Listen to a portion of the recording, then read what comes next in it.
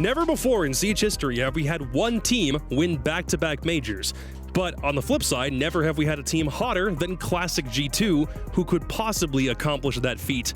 And W7m are looking to be the first. The Kings of Copenhagen are set to open their Atlanta campaign here against Geekay Esports. It's a MENA versus Brazilian clash to kick things off. And as far as I'm concerned, W7m are still absolutely the heavy favorites to walk away with their second major in a row, Jack. Yeah, if there's ever going to be another dynasty, I think a lot of people think that it will be these guys. You said the D word. No, you said the D word. When I do it, Jacob, it does not count.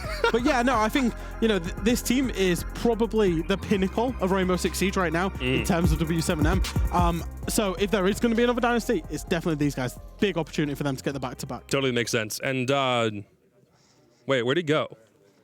I don't know. I mean, he is that short, so wait, did he just step off the box and he's just gone now? No, he's not done now. What the heck? Actually, wait. Jesse, is that you at the breakdown right now? Where are you at?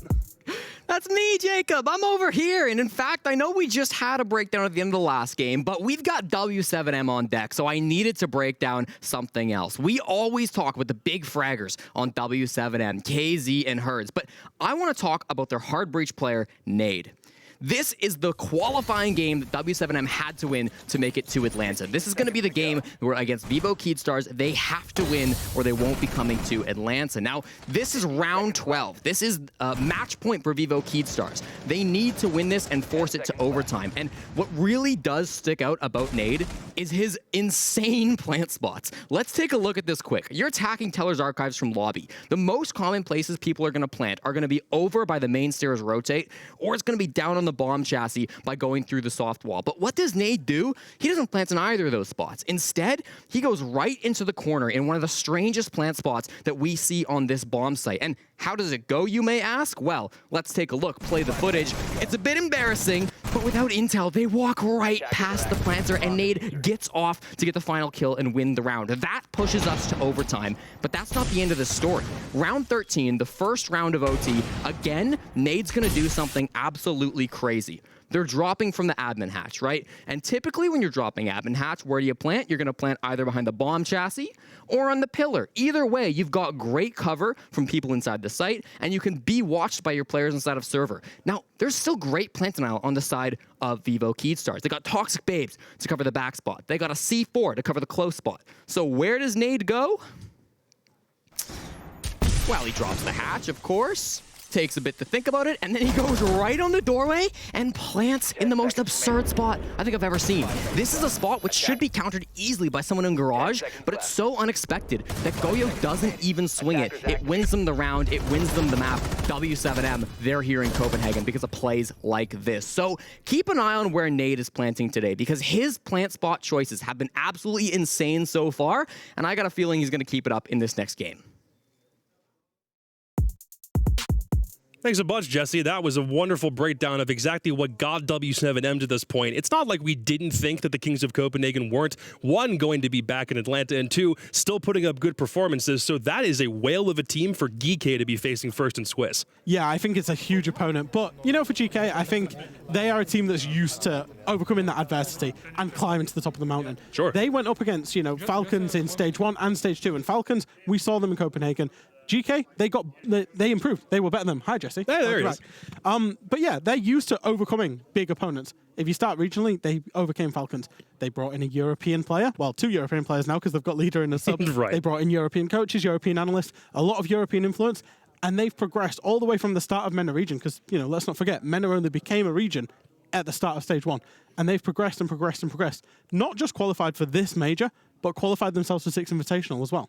The big thing about this is MENA already had one team progress into Swiss back in Copenhagen. That was Falcons. So there's very clearly something already in the water with that region. But then Geekay decide, we want to grab a Brit. We're going to throw him into the mix. Yep. And then they grab another one on very short notice because Seriously wasn't able to play at this tournament.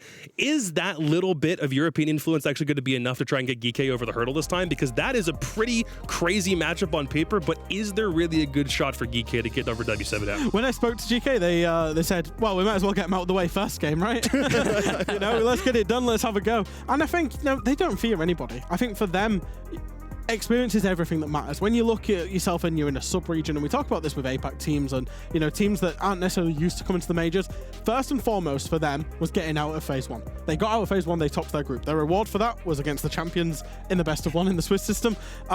Bit unlucky, but again, they're just riding this wave, see how far it goes, and they want to learn as much as they possibly can for it, because they feel that they've got the quality in terms of fraggers.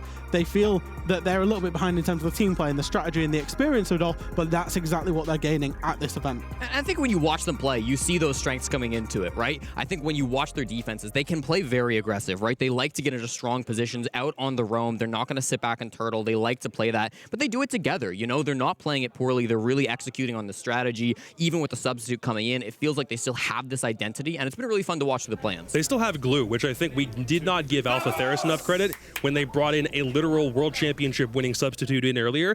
Geekay with leader have been looking really, really good, and not just because they made it to Swiss. There's a lot of really good things to talk about with this team. It's just, can they get over W7m? That's a really tough hurdle there. Yeah, and let's be honest, I don't think they will. I think, you know, in the end, everyone is expecting W7m win. But if they give a good account of themselves, if they get rounds, if they're in the in contention, that'll transform into tomorrow's game, where, in theory, they would be against a weaker opponent. Right, it's only one best of 1. You'd have to get a start somewhere, right? Exactly. So what are we looking at maps-wise? Anything in particular you want to talk about?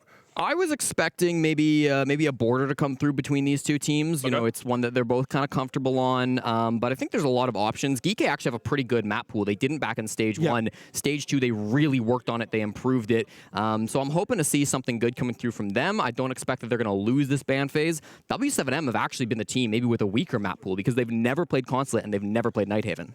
Have they never played them, or have they saved them? Well, because I know that the Brazilians particularly like to save maps for events. Absolutely. So, you know, when we're doing the preferences and we're looking at maps, they've banned away Consulate Nighthaven a lot, but I absolutely guarantee that they play them. There is no way that the reigning champions are coming into this event without a 9-map pool. All right, you ready? Map pool, 3, 2, 1.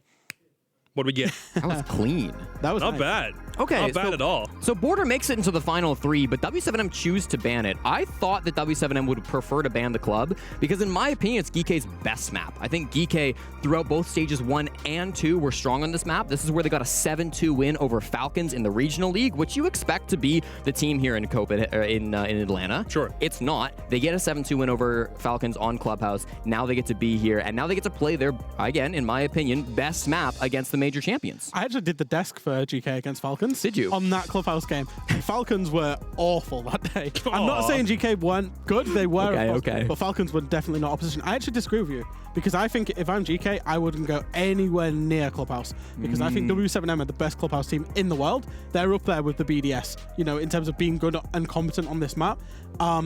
It's their team synergy for me. On this map, when you're doing the basics, and it is a basics map, we talk about Clubhouse all the time, but when your basics are just that good, the W7Ms are, their teamwork is that good, their synergy is that good, their communication is that good, I just don't see a way that you beat them on this map. And I would say that for probably 95% of the teams at this competition. Yeah, I mean, you're not wrong. The stats do back that up as well. A 9-1 record since the start of the 6th Invitational, losing only 1 match. That was to FaZe. Only 1 play in recent times, because again, most teams ban this against them, but that was a 7-3 win over Cyclops. So I think they're still feeling very, very strong on this map, and it will be tough for Geekay. I think there still is a conversation to be had, at least a little bit, about the idea of MENA coming in, winning 7 games straight, because that's happened both times the MENA team qualified for a major, and now suddenly they're here. Granted, getting through play-ins is already a really big accomplishment in and of itself, but they kind of farmed their league in order to get here. So what is it going to take for Geekay, in your minds, to walk away from this event actually having really proven that when they go to SI, they're going to be real contenders? I think they're already there. I genuinely do. I think, you know, the fact that they topped out their group says it all, right? You know, they might have, as you call it, farmed the region, but the region has also got better, right? Falcons was in there, there was triple, and that's what you want, those twisted minds as well. So genuinely, I think they're already there, and they're just riding this wave. Another couple of wins, getting to the end of this Swiss stage would be massive. Yeah, I've honestly been really surprised, especially on the attack with how good Geekay have been. You know, it really feels like they come in with lots of dimensions to their pushes. They're not pushing very linearly. They're really coming in with different angles. They're trading each other. It feels pretty well coordinated. I think there have been moments where maybe somebody was off track. I think there was one moment where I think it was Leader was in the bomb site on bank and everybody else was top floor on the bottom basement sites. But again, that's a substitute player coming in, right? Yeah. So I don't think you're too worried about that. I think this team has shown some really impressive stuff. Will it be enough to beat W7M? Yeah, probably not. But I think they're still looking pretty solid for Invite, yeah. Meanwhile, on the opposite side, if W7M were to lose this game, God forbid if that ends up happening and all of our predictions end up going down the toilet, they're already down the toilet to be fair, but if that ends up happening, what do we look at for W7M? Yes, it's only one best of one loss, but that's a really big one to lose straight out the gate, right? So I think the big thing for W7M is, we've seen teams time and time again go to tournaments, win tournaments, and then struggle. The most recent, I guess, being G2 after 6 Invitational, struggled in Copenhagen. I did have a conversation with W7M after Copenhagen where they said, this is now just the start. And everybody on this team knows that this is the start. This is not our end point. This is the start of us creating the best team in the world. The next time will be Atlanta, and then it will be 6 Invitational. And they know that they're resetting, and they've got to work harder than ever because they have this big old target on their back, because every single team wants to take the scalp of beating W7M. And we talked last year about W7M being a team that really didn't handle pressure too well. They came into, I would say, all 3 majors as at least partial favorites, right? Even in Charlotte, when they came through the first major of the year, they were top of Brazil. We didn't know them too well back then, but they were still a great team. I think that's only 18 months ago. I know. And then we came through for Berlin. Everybody was saying they were the favorites. We came through for Jönköping. Everyone said they were the favorites. Guess what? They lost all of those events. Yes. So for them to finally, get that upset win and win inside of the major, they've done it. They've crossed that threshold. But if now you're coming into this one and you've put pressure on your backs, if you're going up against a team which you should on paper dominate, I can see maybe some nerves coming back in. There's a world where they get in their own heads and lose this, but I don't think they lose otherwise. Did any of you have W7M winning the entire event in your predictions, by the way? Did either of you have that? I did not. I said G2 just to cast them. I'll be honest. I think W7M are going to win it. Good I hope grief. Sonics win it, but I want to cast G2. You had Titan on doing the mid-game portion. He must hate you for that now. Oh, he always hates me. Not a problem. A classic grief. matchup. No, Right. I thought BDS W7M was kind of my predicted final. Sure, yeah. I think that could go either way, but W7M, Considering how bad SSG got slammed, yeah, I believe that. Oh, here we go. Yeah. So, I mean... So there's only Jackie. Only Jackie picking a W7M. Is Jackie just... She's on the bandwagon because they won last time, which is a completely acceptable way to be as a fan, by the way. That's totally fine. Yeah, I mean, I think there's a lot of expectations here, right? There's a lot of people hyping up W7M, and especially for this event, you got to remember, it goes into SI, which is in Brazil. There's going to be a lot of people in Sao Paulo rooting for this team and who want to see them lift that hammer. To go in with back-to-back major wins would be a huge jump for them. All right, well, let's see if W7M can get this major off to as smashing of a start as they did earlier this year in Copenhagen. It'll be James Devmarta Stewart and Mandy Daughter Powers with the call. Thank you very much, Caliber Jacob Anderson. It's time for this massive match here in the major. Mandy, Geekay have their work cut out for them. W7M, the team to beat in Atlanta. Yeah, and on Clubhouse, all things considered as well, the analyst desk was like saying, these guys are the best at Clubhouse in the world, and I feel like that is a very fair statement to say for W7M. Geekay have a monumental task ahead of them. That they do. It is the reigning major champions in W7M, the team to beat here in Atlanta, going up against the Saudis. Geekay Esports in their major debut. They have qualified themselves for the 6 Invitational, but they certainly have not earned your social prediction vote, it seems. 20% is all that they will have, according to the Twitter poll. And of course, these guys have their sights set on much more than just an early exit from the Swiss phase. They came through their group with flying colors, and now they look to take on the best. Well, keep in mind, even if you do go down one match, it is not over for you yet. It is a Swiss phase in phase 2. You have to lose 3 before you're out of it. So for Geekay, they're going to see how deep they can make their run. But drawing W7M as the first matchup is rather unlucky. It certainly is. W7M have had a phenomenal last 2 years, making every single major in 2022, finally making it to their first final at the 6 Invitational at the start of this year, having a complete roster revamp, bringing on 2 new players in Felipox and Nade. Now they've won their first major, looking for a second.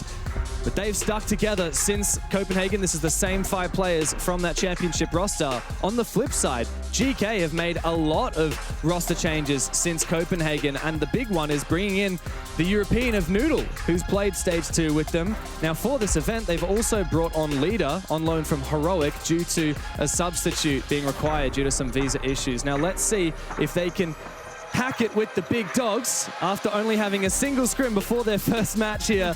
They are very green, but they are very keen. Right, Ban Plays has flown past us as well on Clubhouse. Maverick to be banned out by W7m as well as KE does leave in the Thatcher, and picked off on the other side as well as Philippox over on the Bandit. So we can anticipate some of that Thatcher Bandit minigame to be played out in this particular match of Clubhouse. Starting us out down in the basement though are W7m as they look to extend themselves out through the map. It looks like it's going to be aided by the castle as well of JV, looking to see if he can lock out some of that ground floor and make it a little more tricky for GK to cut in half this roam. Does seem to be quite an ambitious roam here for W7m in this setup phase. All 5 players have vacated the bomb site to set up off-site utility. JV has done a great job with these castle barricade at slowing down this attack. As you can see, a nice castle barricade here on the storage window. This is a primary cutoff spot for a lot of teams. You can look deep down into blue from that angle, and they're just looking to slow down GK. I think this is going to be a kind of pullback defense, and GK will have to make sure that they can keep pace. Kind of like this from W7m. Yes, they are going for the extended roam through all 3 maps, but they are still choosing to actually keep the moto hatch closed. Often that is the fall-off route for a lot of these roamers, but they are leaning into the stairwells instead, which I do think is a good play. Honestly, I think it does stunt the attack through the mid-round more, having one of your options remaining closed. Meanwhile, here goes GK on their attempt at this roam clear. Immediately placing some of their supports on this cut-off position is Key on the other side of KZ, who can actually take him down, but not out just yet. The line is down on the floor, and Key knows about it. He is the hard breach for this roster, and he has the diffuser in hand, so he needs to not die here. Not dying is more important than securing that kill, but Herd steals it away. Looking for a refrag now are GK, and they find it. They will be able to guarantee that numbers advantage once they secure the kill onto the bleeding KZ above. Oh, but Casey's going to be revived by his teammate. Oh, Nate. Oh, he's going to be caught out, though. 2 kills for Shom as he creeps his way up the main stairs. And now with a 4-on-2 advantage, Geekay can surely execute into the bomb site after this. Yeah, they've got 1 minute and 40 seconds, Mandy. There's no need to rush whatsoever. Philippox and JV have a hell of a big task ahead of them. You might have taken down the hard breacher, but it doesn't matter when you've only got 2 players left on your defense. It's not looking too good from the remaining players of W7m, but playmaking opportunity could happen, as they still do need to make this conversion from the ground floor into the basement. It's always kind of tough trying to coordinate one of these hatch drops to work, even in the man advantage. And if Philippox can be a little bit of a thorn in their side, it's possible for the remaining 2 players of W7m, but very tricky. Oh, patience will be a virtue here for Hasham. He lands a single bullet into JV, who now knows that somebody lies waiting in Moto. 2 kills so far for Hasham. He needs to make sure not to die here. Reloading would give an opportunity for JV to take that fight. Leader, meanwhile, has moved into dirt. Clean execute with 45 seconds left to go is what Geekay are looking for, and here goes Hasham. He needs to land this shot, but JV gets the better of him. Last man standing, though, for W7m. Nice use of the track stingers there. Nice backstab from Leader. GK are fired up after a flying opening attack. Great breakdown of the roam game as well from GK. They immediately injected themselves in the halfway point of the roam. They didn't go for your classic top to bottom roam. They really didn't want W7m to have a comfortable fall-off game. And immediately putting the pressure onto the stairwells, that will be the fall-off spot, of course, was exactly what GK needed to do. Dedicating a lot of players to making sure that main stairs position was absolutely not safe for KZ to play in or to be rezzed in. And even though Herds tried to go in and help him, he was taken down in a pinch as well. And I think GK had an excellent read of how to take down that roam. So Mandy, it was 80-20 on the social vote. I gotta ask, what do you think? Do you think that GK deserve more than that? They've already started with a solid round. W7m are the best to ever do it in the last year though, so it's hard to paint a picture where GK are the favored team. How many rounds do you expect they should get in this game? I hope they get a couple, you know. I mean, we can always hope for a competitive game, especially from this team. I feel like they've had such a great trajectory throughout Stage 2. Going flawless in your league, it's not that easy, especially on, you know, by the time they hit week 3, they could take down Falcons 7-2 on this very map, actually. On Clubhouse, they took down Falcons. And so if there is any map for GK, we have agreed on GK, right? That's what apparently, yeah, Fresh asked, I believe it was Leader, and Leader told him it was GK, so... Okay, we're agreeing on GK. There you go. That is what GK did take down Falcons on. So, if there's any map that you think that they'd be strong on, it would be this one, right? Right? You'd think so. W7m, I think it was you who said it, right? Best Clubhouse team in the world. It was Jesse, actually. Jesse said that. Line. There you go. He's going to have to eat his words if they lose this. Or Fresh. I can't remember one of them. I don't know. They're all analysts. They're all the same to me. Anyway, here we go. Noodle down in the ground floor. This is actually a really interesting setup, right? They have the shields inside of Lounge, but it's being blocked off by an observation blocker behind it. So even though the drone work can come through inside of Lounge, they don't actually know how much is being dedicated behind it. But there goes KZ in that very power position. Taken down, but not out by Key, or sorry, by Noodle on the other side, as he claims the first one onto Key. Yeah. 2 down. Yeah, he's just knocked 2 of them on the ground. He's going to have to walk through this Rooney Syria gate in order to confirm the second one. Herds goes down, and once again, W7m are doubling, they're tripling down on these fallen comrades. Save him. Nade wants it, but this is a really devilish angle to try and fight. A nade comes in from Noodle. Not the nade that KZ was hoping to come his way, and JV's gone down as well. Finally, KZ bleeds to death.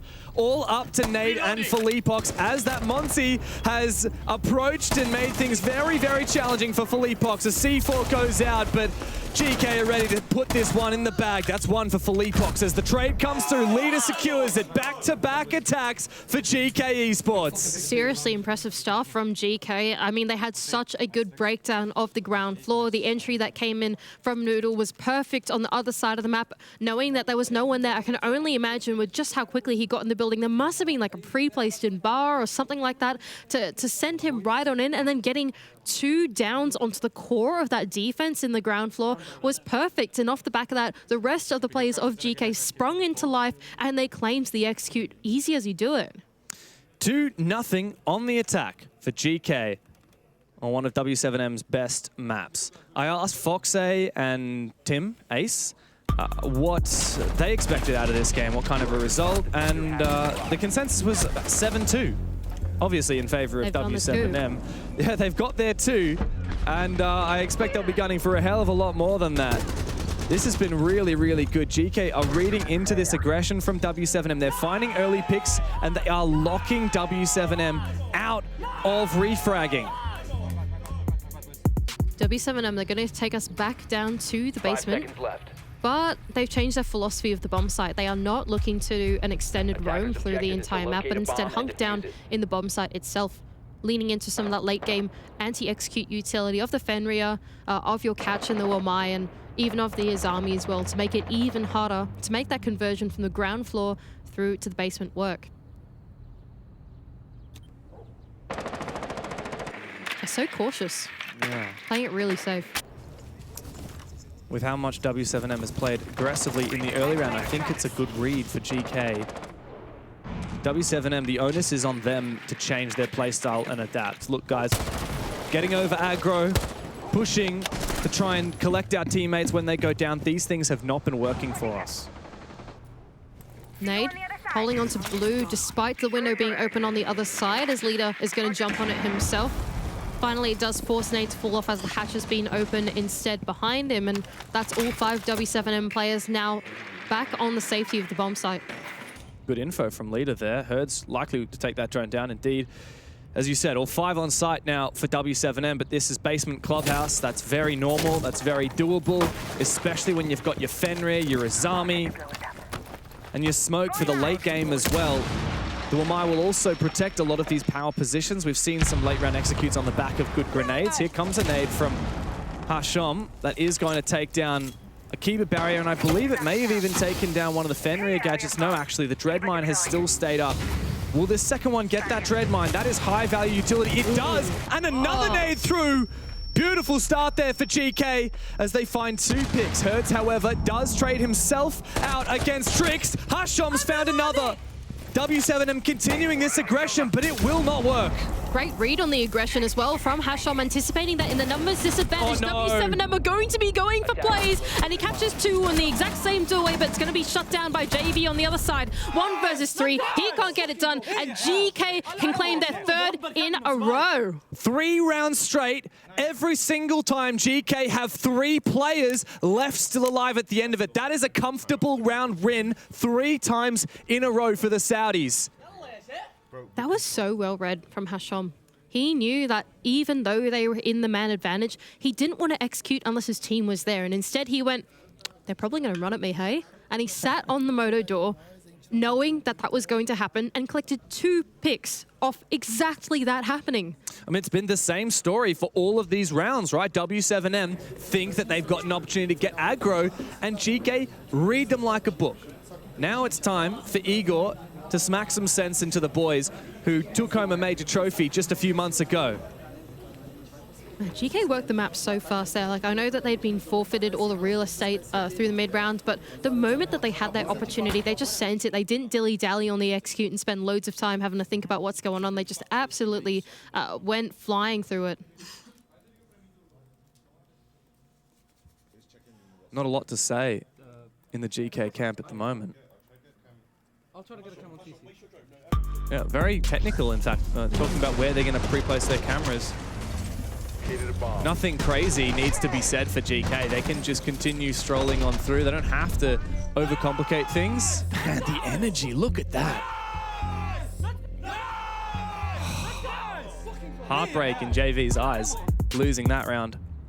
Not a comfortable position now for W7m, but 1 round at a time is what they need to take it. Going over to gym and bedroom, once again, having a crack at a different bomb site. They are leaning into that Azami Castle combination to make it really tricky to break away at the interior of the map.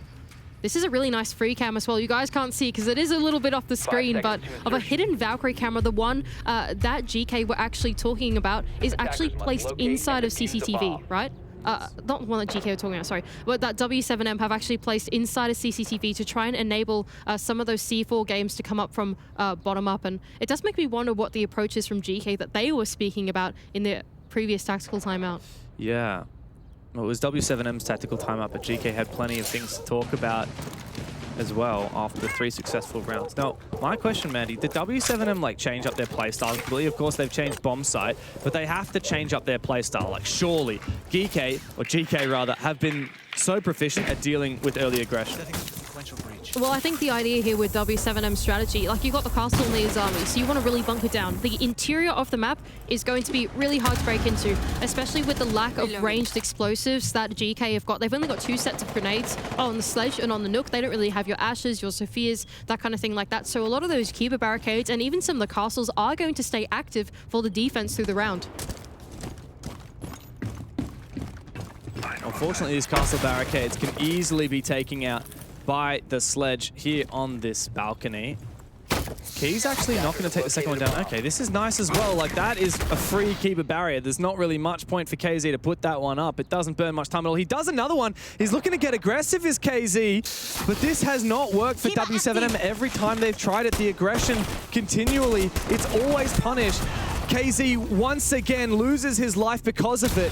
Elsewhere, fortunately, we see W7m come to life. 2 picks, a nice peek from the balcony, and Felipox has brought this back into an advantage for the Brazilians. Yeah, and even though the wall has been opened up now, 2 players going down outside of the balcony means you don't really have the redundancy in the attack to now then cover the rest of the aggression that W7m might be bringing in. Here goes Hertz through the top of the main stairs to claim 1 onto leader. There is still another player inside the bathroom, but Noodle, he turns away, and it's just 1 player left for Geekay. It's Trix on the other side in a 1 versus 3 with only 20 HP to do it.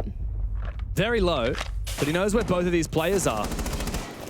He needs to isolate these ones, and he doesn't even have the diffuser. I think he's getting spotted on a Valkyrie camera too.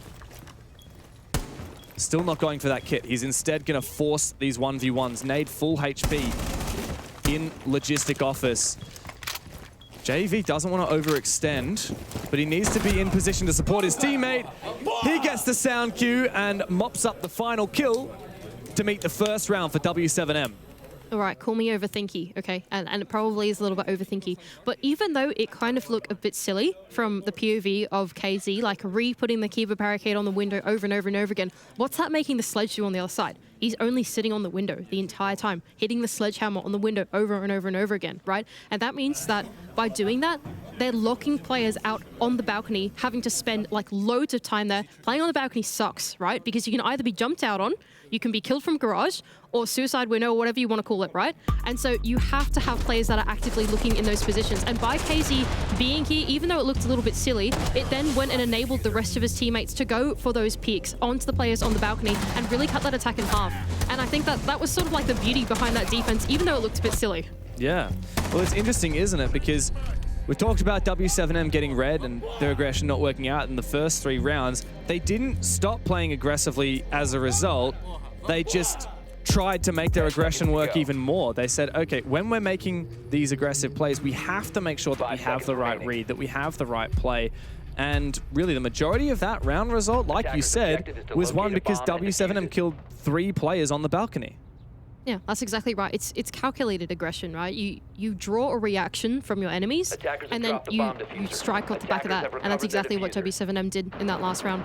They're going to send us back down into the defense. So far, no successful defenses on the defense, which could spell disaster, probably, in most series that we would say, but it is W7m. And here goes JV to pick one up onto Noodle. Very first early pick for the defense. That ram, the boogie, is so frustrating. It just makes so much noise, and it can be even hard because it's so loud to tell where exactly it is and what angle it's opening up. And now the hatch in kitchen's being opened. The floor has already been completely minced apart by that ram. Key's doing some droning. Now the question is, there is one roamer all the way over in strip, and in the late round, it could win the round for W7m with the big flank. Nate on the other side of this is trying to play the minigame against the Hibana with the impacts and shooting them through some of the abstract dart that's gone down on the hatch. Now, meanwhile, here goes Herds all the way in through the top floor. Do they know he's here? Because if he can somehow come down the main stairs and disrupt this XQ as it comes through, it could spell disaster for GK. Oh, but Key finds the opener. Good start for GK despite losing Noodle early. Here's one for Herds, but he's read perfectly. I'm not sure whether Key had information. It certainly looked like it.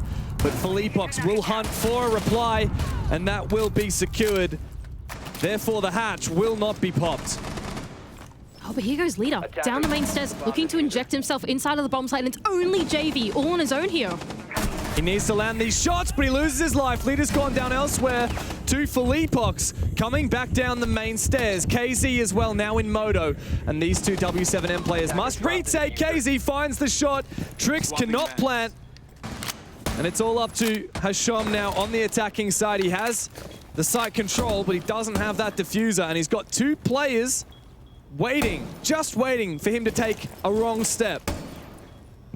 Good attempt from GK at a sort of like cut in half early execute in onto the bomb site with the opportunities that they've been given, but just not quite working out their way. The rest of the W7m players, they were keyed into the pacing that they brought, and it's now a 2 versus 1.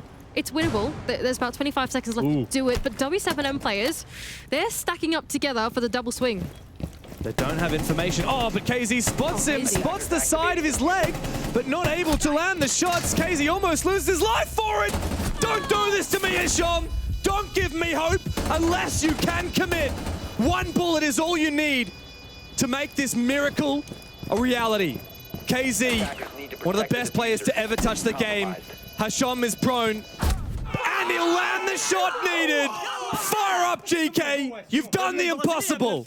I cannot believe that Hasham landed that. When I saw the 2 W7m players stack up against the door directly where the plant was going down, I was like, it's done. They've done it. W7m, they can finally get their second defense on the board, but Hasham proves us wrong. Poor KZ, man, just giving him a little haircut through the wall as he's getting the plant down was so unfortunate, and it gave the window of opportunity for Hasham to land the 2K. It's not often that a player like KZ makes a mistake like that. I'm not ripping into him. It's hard, right? I don't deny that was a hard situation. But Hasham had to stick that diffuser for 7 seconds, and KZ spotted him. Now, I think the little pouches on the side there, like there's no no actual hitbox on that pouch. But still, the fact that W7m fumbled this 2v1, I can't believe it. Hasham, he's nuts.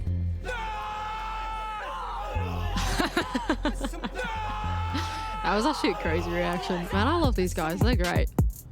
Anyway, here goes W7m. Probably feeling a little dejected after that. That certainly should have been their round to claim, and Hasham stole that one away. We're going to go back over to CCTV and Cash for the final defense of W7m's half, and it does look like they are leaning into the bomb site itself once again, but not actually playing the same setup down inside of Lounge. It does seem like Geekay had a pretty good read of how to break that one down, so W7m instead are thinking, all right, let's just chill out on the bomb site instead. Tell me if W7m going down 4-1 to GK was on your bingo card, because it certainly wasn't on mine. The game's not over yet, but Clubhouse is the most defender-favored map in the entirety of Stage 2. And so, being in this position, fighting from behind, they really need this round, and they need to have a fantastic attack. I think GK having a big long think about maybe hitting the bomb site. All of the utility on the red stairs. There's no more barbed wire, no more dread mines for the push that could potentially come up later. Meanwhile, the breach has been opened, but impact tricked. So it's not a clean one for GK. And on the other side, Hasham has faced the adversity of the one-way Azami that's preventing him from getting up the stairs. Oh no! Leader tried to use his Selma to open up a long angle, but it was caught in a magnet as the EMP had not quite gone off yet. Now Nade finds the opening kill onto Noodle, putting W7m in the advantage. And now, with no more hard breach available, they will not have an entry hole on the CCTV wall. Yeah, they've squandered the wealth of utility completely. It's brute force from here on out. The only real point of entry they've got is down in for the ground floor. That's the only part that has been vacated by the players of W7m. Unless Hasham can land a nut shot with a pistol, but I don't really see that one happening. Key, on the other side, though, is cooking a nade from bottom up. Hertz has been taken pretty low and is going to take the duel. Hertz is low, though. Key should be favored in this fight, and Hertz decides to get on out of town. Trix has found the opening kill. I'm not sure exactly where that was from, but Felipox going down is a good start for GK to get back into this round. Like you said, very little hard breach, very little options and avenues to try and clear these power positions, so they need a miracle. Mate, Hasham, he's dedicated to this. He really wants to keep these two Rafters players at bay so that the rest of the attack can maybe do something, although it'd have to be pretty heroic. It really would. Well, Leader is no stranger to being heroic. Hertz is just around the corner. Leader, if he shoots that dread mine, he will get swung, but Leader finds the kill regardless. Now numbers advantage has flipped on its head. Oh no, Hertz, he mistimed that peek so badly. He was out of the Shadow Realm by the time that Leader went for that kill, but with only 20 seconds left to go, they have to funnel into the bomb site. And they certainly won't be doing it from the breach. Nade, you're gonna have to land some shots, but instead his head's taken clean off. Leader must move straight on in, as Trix has the diffuser in hand, but he needs to go for kills. He's looking for a safe place to plant, but JV can still hold on. The diffuser will not be planted. W7m fire up to close the half. And they really should have closed that last round as well. It looks very scary in the dying seconds of the round. It felt like GK had mounted some kind of brute force execute in through the con side, especially off the back of the double from Leader on the entry. But the remaining two anchors of W7m can hold strong, but it was messy. It was not clean.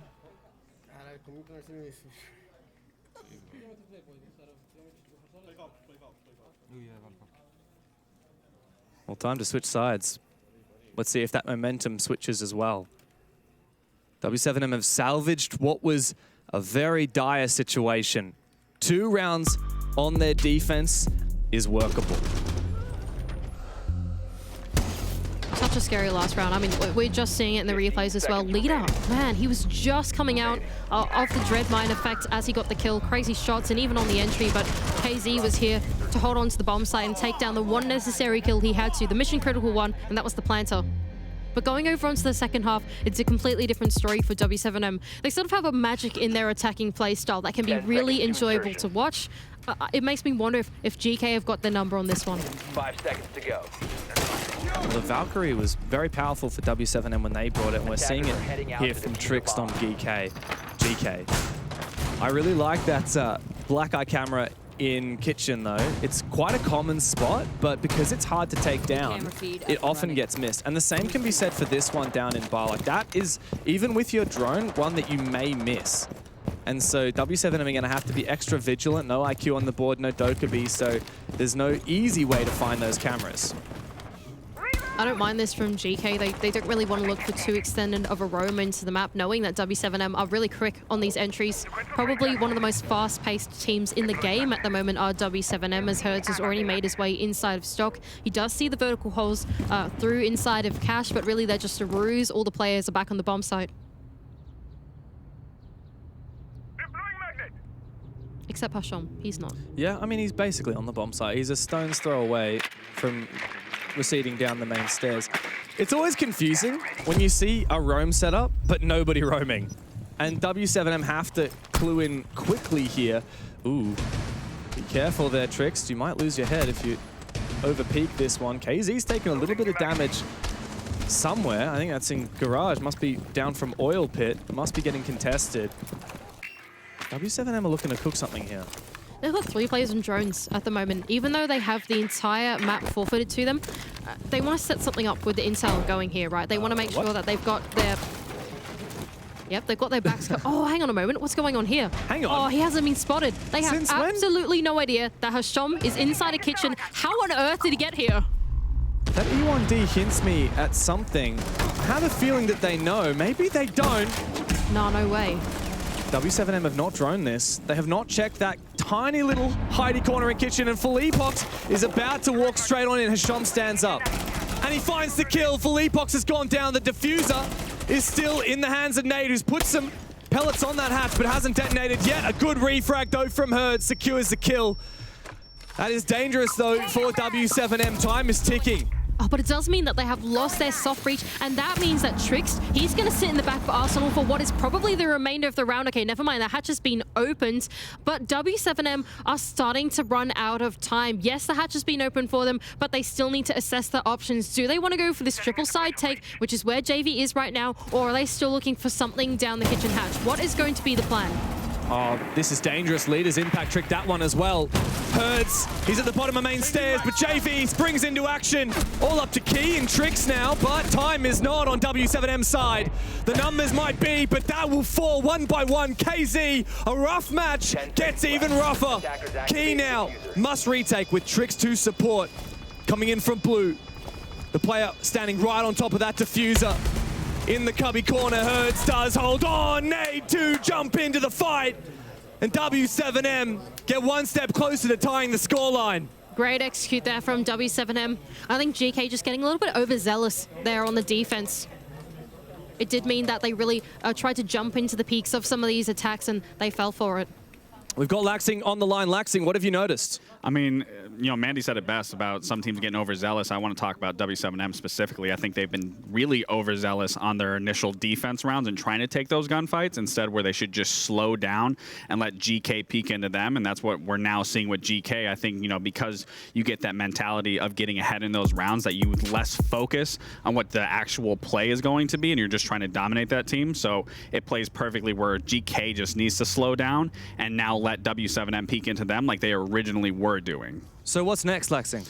I mean, I think W7m is on the clawback now, and we were talking about it in the green room where I think everyone for the most part was saying stuff about GK that this would be a pretty much clean sweep for W7m, and clearly GK is really putting up the fight against us. So W7m here really needs to read into how they're playing and how GK is playing and countering them, and really just kind of deep dive of like, okay, maybe some rounds we have to play a little more aggressive or other rounds we don't. Thank you very much, Laxing. Always good to have some insight from the analysts during the game. W7m do have a shot here, Mandy, at bringing this one back on their attack. They certainly do, and with their play style as well, it will make it quite challenging for GK to get a comfortable read on the pacing that's gone down. Yes, even though W7m almost ran out of time in that last execute, they were still able to convert it straight through the execute on the attack. Okay. But there goes Noodle on a spawn peek, I would dare say, onto Herds as he tries to make his approach onto the secret window. Yeah, damn. That's a very troublesome blow, very early. W7m again. Oh, they're not even going to catch that player on that rotation back. Look at how safe an angle Philippox was playing. A lack of confidence, perhaps, for the Brazilians now. They're looking shaky. They certainly do, and losing the Thatcher isn't the nicest one to be losing out as the first pick as well. Like getting that triple wall open later on with the double mute jammer setup that's going down, it's not going to make things any better. But there goes Key, still holding on to secret stairs. JV seemingly unknowing of this position as he's just waiting for him to pop up, but surely Key's got the discipline not to do that. He certainly does. GK are playing at their peak form at the moment. There's no doubt about it. They were the underdogs going into this game. And here they are on the cusp of a 5-3 lead over W7m. They're on their defense. This is where you expect them to flourish, but their attack was where they established this lead in the first place. Reloading. JV thinks better of it. He doesn't want to jump in through this window because he knows that Key's going to pop up with the shotgun and take him down. Oh, that being said, I am going to take that one back as he almost claims the life of Key jumping in through the secret window. He doubled back on it after opening up the hatch, knowing that Key would have to fall off from that position. He almost claims the life. Not too bad micro from JV, but not quite. 3v5. W7m cannot execute in a numbers disadvantage unless one player goes nuts. And so they will look for picks in this mid round, but less than a minute remain. It's almost impossible to convert this, especially in the numbers disadvantage going to a basement execute. You simply do not have enough players to think about getting the bomb down. You said it perfectly. They need to go for picks. They need to go for a flood to actually collect some of these kills before they can do anything. And with only 40 seconds left to go, it's looking pretty dire for W7m. The only real way to find picks is if someone from GK makes a wrong move. Philippox has one nade still in pocket. He will have to use it to try and find a pick, to try and clear some utility as Nade looks to get rid of this Kiba barrier. Hasham holds the power position. He reloads at the wrong time and he allows Nade to drop down. In the plant position, a nade goes past and JV's found one, traded on back, but it all falls apart for W7m. GK once again lock in another advantage. And a really comfortable defense as well from GK. It was nothing too overcomplicated. Just go for a light roam, a lurk, make sure W7m can't get in early in the ground floor, and then fall back off to safety. And that is what all 5 players on GK were able to do. They really did not overcomplicate it after that. They knew that they had the man advantage up for them. They just didn't need to give that away. I think Laxing pointed it out perfectly. All they needed to do was just hold on, you know, relax and let W7m come to them, especially in an advantageous position, and they did that. How many people put W7m down to go 3-0 in the Swiss? Me. You did. Who'd you put to win the tournament? Them. I know you're a big W7m fan, you're a big Brazil fan. I really thought they could go back-to-back. There's no doubt about it. I had them as the clear favorites. I expect most people did. And yet, here comes some debut team out of the MENA region. 3 of these players from Saudi Arabia, and of course, Noodle and Leader from the UK. The only player on this team with experience at a Major or 6 Invitational in the past is Noodle after his extremely brief stint on Heroic back at SI at the start of this year. The guy that was made famous for being in a clip where he got rinsed by his coach. And now here he is on a revenge tour showing just what he is capable of. And he's had a pretty excellent game so far, has Noodle. Pretty consistent 7-4 scoreline. Nothing to laugh at when you're playing against the Titans of W7m. All right, W7m. You don't have to worry about a basement attack at the moment. Put that in the back of your mind and see what you can do here on Gym and Bedroom. Now, a bomb site that can be fairly troublesome. W7m themselves managed to successfully win this one.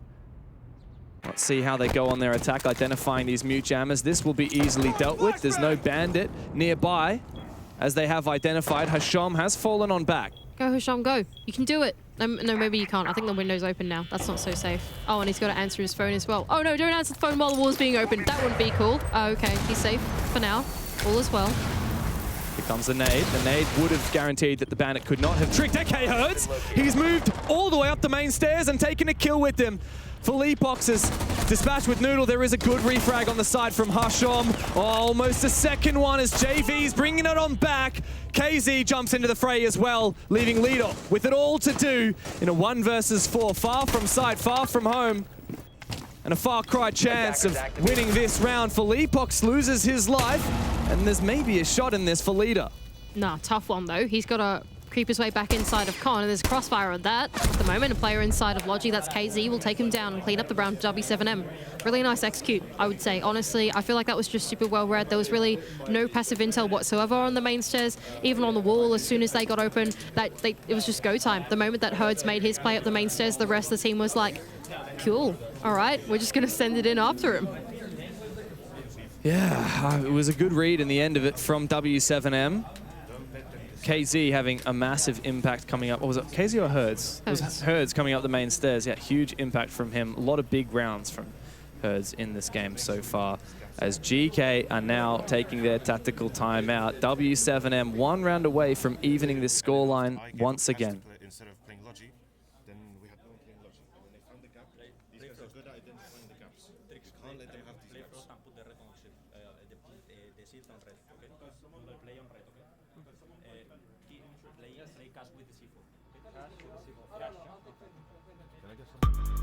Play cash with the C4. We can't let them keep getting these camps. Interesting. Very interesting. It seems like, from what I understand of that, GK are leaning into something more active, I think. Oh, not really active, but I think they do need to lean into some of that passive intel, to be honest. They really can't be giving W7m the amount of space that they have been giving them, right? And the perfect operator for that is Fenrir. Not only do you have all the dread mines to prevent the early entry from coming in through, that's Trix now putting both a dread mine and the barbed wire on the main stairs, but yeah, you've also got the barbed wire in the secondary utility to make sure that that bottom-up push is not giving to W7m for free. Not just that, but I'm not sure what they were talking about in terms of the cams and stuff like that, but I can only imagine Hasham in his position, like there was no way he was going for the bandit trick on the wall. He had a job, and that was to be on the wall, and he was like, guys, what's the strat? Like, why can't I be there, right? And that's why leader's got to be a little more careful with these army barricades to actually protect his teammate. My interpretation of the comment, we can't let them keep getting these cams, is pre-plays from W7m, the drones. That's probably right. And that's true. so I'm a little bit surprised to see that GK are not expending an operator on going for Solus, because that completely nullifies those pre-placed cameras and really forces the attack to play a lot more carefully with their drones, right? And that does change the pace a lot, especially when you pair it with an operator like Fenrir, which you really need to drone out and find and clear. It's going to be a hot take. You probably think this is a hot take as well, but I feel like Clubhouse is one of those maps that, like, sometimes you can't really afford Solus. Like, especially on a bomb site like this, where you need so many tools on the defense to, like, keep things closed and together. You kind of need a lot of stuff, and then having, like, one active operator on the Solus, just, like, in the basement somewhere, is, like, it's a bit troll. I don't know. Too expensive. Anyway, yeah, it is too expensive. That's the right phrase for it. Troll. Yeah, professional caster, by the way. Speaking of players off in the basement, we actually do have Hasham, who, believe it or not, is the bandit. He's the one down in Oil Pit at the moment, so he's certainly not looking for an active trick, despite having 2 batteries in pocket. Yeah, and that's given the breach open for free as well. Hasham going to be taken low by JV, who's made his way in through garage. The C4 to be sent up, but JV's going to try and play him in through the cage in the floor. He doesn't land those, though, and on the other side, it's Noodle to stop the entry in through the kennel's wall. Yeah, this has been a peculiar start to the round, but W7m have opened up their Jacuzzi breach, and now Philippebox is clearing the Azami's Keeper barriers in sight as well. It looks like Hasham might even be able to get back to site safely. Really nice stuff from GK. Not what I expected, especially because of how much of the bomb site itself they had forfeited. But maybe they just had the right read on W7m. They knew that they were going to look for an injection somewhere else on the map, and they spread themselves thin to stop that from happening. Meanwhile, though, the rest of W7m, I think they are keyed into the fact that the bomb site's looking a little weaker than it did before. They're going to send them some drones. That's Hertz, the captain of the team, to have a look in and see what's going on. Okay, here come the flashes. Here comes Herds as well. He might be the captain, but he's also the entry. He goes down to Trix. Meanwhile, Noodle's also been taken out. Trix flashed, but no kill to come through in response. What is that jump out as Army goes down outside? KZ, the last one standing. He found the first kill for W7m. He will have to find the last 2 as well. On the cusp of double digits, he moves on in. Diffuser in pocket. But will he be able to plant? It's within the realm of possibilities. He's found a nook and cranny inside of the bomb site, and the rest of the GK players are starting to get active on the retake. But KZ gets off the plan. He can take down the first, and now Shum, with a slither of HP, will have to take the 1v1. We've seen Hasham pull off miraculous clutches already. Can KZ get his revenge? Hasham starts to move on in. KZ lands nothing! Hashom! Another clutch! GK have stolen the game, and they find themselves on match point. And that's 2 for Hashom in the same series against W7m and against KZ. That is one way to rub salt in the wound for W7m when your star fragger goes down to who? Hashom? Like, have you ever heard of this name on the international stage before? Well, now you have. And a name that I think we will be singing loudly for the rest of the Atlanta Major. And of course in Sao Paulo, Brazil for the 6th Invitational. But GK have really made a name for themselves. They have made a profound and resounding statement here against the reigning Major champions. W7m, no second chances. I really think W7m did a lot of overthinking in that last attack. The bomb site really didn't look that strong, especially in the top-down view when we had a quick pan over it through the mid-round. It really felt like once W7m had the wall open, Trix was in a terrible spot in bathroom. It just felt like at that moment, if they had realized the weakness, that they could have looked for something. But I think that because they spread themselves so thin, looking for opportunities across the other side of the map whilst also doing Jacuzzi and Tandem, that there was such a disconnect in the attack that they kind of fumbled it by the time that they actually decided to hit and execute. They didn't look like they were a unit, and GK, they completely exploited that.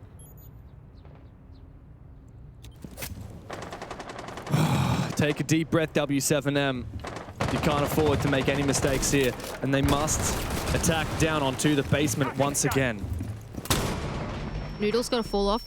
The secret wall, window rather, being opened up and a nade to be sailed on through. It's actually, I think it is all 5 GK players back onto the bomb site. It is the basement, of course. It can be notoriously difficult to execute. That being said, W7m, they've been given the entire map for free with 2 minutes and 20 seconds left to do it. JV's in the building. W7m have been quick here. They're wasting no time whatsoever. Falcons might have made a name for Mena in Copenhagen. Player and strip. But GK are furthering that name even further, and that is Hashom, the man of the hour. On this Roman strip, he goes down. Good read there from Nade to make sure that he was cut off, and none of his silly business, and Key as well, looking for a little bit of a main stairs hold as Hertz is going to round the corner here. Send a flashbang out, but it's not going to allow him the kill. But oh, Key, he re-aggresses with the shotgun in hand. He's not scared to take the fight. This is the Hibana, Hertz, 10x Kairos in pocket. You need to keep those alive into the late rounds. Key also doesn't want to lose his life. That C4 somehow taken down by the sledgehammer. Felipox thanking his lucky stars he did not lose his life. That is so fortunate for Felipox, and on the flip side, so unfortunate for Key. He had the perfect placement of that C4, but just didn't quite detonate it in time for it to be destroyed. That's W7m with mid-round control. They can start to open up the floor and get this vertical game going. It means that Noodle's not going to feel too safe in the back of Arsenal, but really there's no one actually there contesting him. Noodle's going to keep sitting on this position as the rest of W7m look to open up the rest of their options over in Moto. Leader's in a good position, but he does get flashed. Nade on the other side. Oh, Key. Once again, he could be the linchpin with this shotgun if he finds something. Noodle finds the opener. Noodle finds a second. W7m fighting from behind. Key gets aggressive. He is ambitious. But Noodle finds his third. It's all for GK here as W7m start to bring it back one by one. But Key has taken a gamble that there's no one on the hatch above him, and he moves aggressively in. He finds another kill. Felipox to stave off defeat. One kill will not be enough. Leader and Key have the diffuser held in their grasp, and Felipox must find every one of them. Mena best Brazil for the first time. GK are making history, and they've beaten out W7m, the reigning major champions. And in such an impressive way as well. It didn't feel overthought. They just played their game, and they had W7m on the ropes, overthinking their game in their heads. That is GK, and they are now known on the international stage. They have made a statement, and they look to commit to the dream of marching forward in this major. They are undefeated thus far, and they've taken down the reigning champions. Disbelief on the faces of W7m after a heartbreaking loss. GK have done what nobody expected. The biggest upset of the major so far. Maybe one of the biggest upsets of the year in Rainbow Six Siege. Seriously impressive stuff from these guys. Not only did they take down Falcons, the reigning champions of MENA on this map, but they've now taken down W7m as well. Plus, maybe is their magic for the teams that are playing against these guys later on. Y'all better ban out this map because these guys are clearly the kings of the dub house. They certainly are. A phenomenal performance from GK, and we'll break it down on the desk. That right there is undoubtedly the biggest upset so far of the 6th Atlanta Major. The fact that we've got a team that just won the previous major and suddenly they've been knocked out by a MENA squad with a substitute. The story just writes itself, Jack. Yeah, this was the lowest seeded team going up and beating the current major champions. Yeah. Nobody had this on their upset card today. Nope. Everybody thought that this was the absolute banker, and I don't know. When you play with the heart that GK played with, doesn't matter who you're up against when you're playing like that. No, how many clutches did we see? It was the one downstairs in basement, and then I think we had one or two more as that game progressed. That was honestly insane to watch. Yeah, Hisham's clutch, especially with that 1v2, because that was around the GK kind of like threw a little bit, and then he recovered it back, getting that 1v2. Absolutely incredible. These guys are playing out of their mind. They've not lost a game in stage 2 or this major so far. That's true, yeah. I don't know how in the world we're managing to get to this point. We're talking to Noodle real quick on the desk as well. Dude, first off, congrats. You did not expect to be at this stage already after what you were at the 6th Invitational earlier in the year. Now you're at this stage now. Talk to me about how crazy it's been to go from what you did with Heroic to this now. I mean, obviously it's kind of like it was like a last minute choice for me to join GK. Sure. So it was like, Alo messaged me quite late on before the roster locks. And I thought it would just be like a cool adventure, you know how I did with Mexico. I went to a different country, play a game in a different country. Like not many people get to do that, and I might as well, I was like, why not? Cool life experience, and well, now we're here. It's very, very fun. Yeah, it's nuts, good. Yeah, because it didn't go so well for you when you was at Koi personally. You've come. How does it being adapting to going to a new country? Because you've kind of got like a half European influence with Alo and Wezo as well. Yeah, I mean, we try to obviously not destroy their game style. We try to adapt towards the game style, so perfect it, bring more to it, so it's more polished, and it seems to be working quite well. So going up against W7m, and you choose to go against W7m on Clubhouse. Now, I thought, I'll just say it personally, I thought that was a massive risk. Yeah. What did you guys think? What was your thought process? I mean, it's our favorite map. We like to play club, so we just thought, why not take them to the club? What's it like? I mean, I am assuming for the majority of MENA teams, scrimming Europeans is usually a pretty common thing that you guys end up doing. Yep. How much do you see from a European play style that was already existent in this team prior to you coming in? Did it feel like what they were doing was relatively familiar? I wouldn't say relatively familiar. They mostly play for gunfights, more like LATAM style kind of. Okay. But yeah, we try to bring the more strategical side with Alo and Wazo into the team, and yeah, that's about it. How's Leader settling in? Because obviously, you've lost. You lost seriously, and now Leader's just had to come at very short notice. I understand that he only had one scrim with you guys. Is that right? Yeah, we had 3 maps total to prepare for the entire major. So yeah, it was definitely kind of a late notice, and yeah. But you was with him on Koi, right? So yeah, presumably he still fits into the system pretty well. Yeah, of course, good friend of mine. So yeah. How much of a sigh of relief is it for you right now, that weight off your shoulders, to get the current major champions off your backs, and now you're one up in Swiss? How's it feel? Job's not finished. I need to get to the stage. Are you just quoting the Kobe gif in me right now? Is that, yeah. All right, totally fair. What are you going to do while you're now waiting to figure out who your opponent's going to end up being? Is it immediately go right back to practice room, start scrimming up again, or you give yourselves a second? I think give ourselves a second, kind of very overwhelming to beat the current major champions. So, but definitely go back to some practice earlier in the evening. Anything else you want to say to the fans before we let you go, dude? Thanks a lot to the MENA fans for supporting us, and I'm sure we will try our best to make you guys proud. All right, sounds good, dude. Again, congratulations on the dub. That one's massive. So, Jesse, there's one particular clutch we got to talk about, right?